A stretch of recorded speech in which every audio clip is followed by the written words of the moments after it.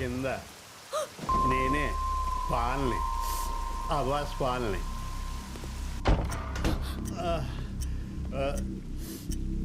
ఆయన లేరింట్లో. ఆయన లేరనే వచ్చాను.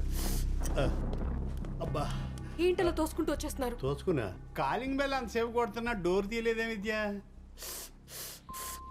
అదే నీ కెవ్వు కేక విని కంగారు పడి వచ్చాను. ఇంట్లో నువ్వు ఒక్కదానే ఉన్నా కదా అని పరిగెత్తుకుని వచ్చాను. సినికి మధ్యలో. ఈ టైంలోనా కాల్ చేస్తే సరిపోయేది కదా. Good question. ఒక్క సెకండ్ టైం ఈ విద్య. ఆయన మీ ఆయనే కదా, నేను పక్కింటి ఆయన్ని. నేను మీ ఆయనతో సమానమే. పాల్ గారు నిద్దట్లో కాలొచ్చి అరిచుంటా, మీరు వెళ్ళండి. నిద్దట్లో అరిచినట్లేదు, టెన్షన్తో అరిచినట్టుంది. విద్య, ఒంట్లో మనసు బాగోపోతే ఇంట్లో శవాన్ని పెట్టుకున్నట్టే. నాకు తలనొప్పిగా ఉంది, ప్లీజ్ మీరు వెళ్ళండి. తలనొప్ప?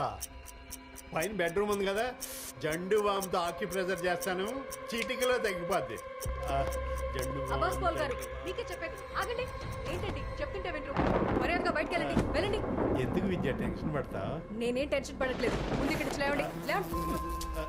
ఏగా ఇంట్లో ఉంటే ఇల్లీగల్ అంటారు. అక్రమ సంబంధం, ఆవకాయ పచ్చడి చాలా బాగుంటాయి కదా. ఇవన్నీ నాకెందుకు చెప్తున్నారండి? వెళ్ళండి ఫస్ట్. Good question. ఒక్క సెకండ్ టైం ఈ విద్య. ఇప్పుడు టీవీలో న్యూస్ చూసావా?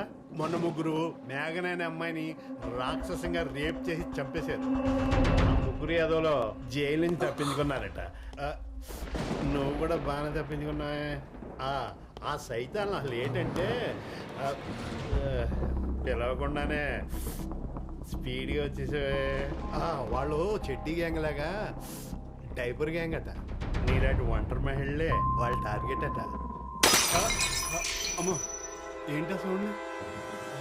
వాళ్ళే వచ్చినట్టున్నారు, రండి చూద్దాం. పదండి, ముందు మీరు రండి.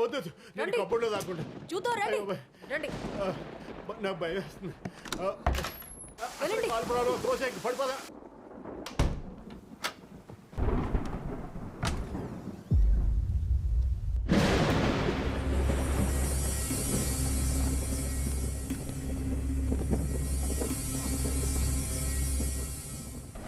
బయటికి వెళ్ళడన్నా? అబద్ధం చెప్పా. నా భర్త నేనే చంపేశా.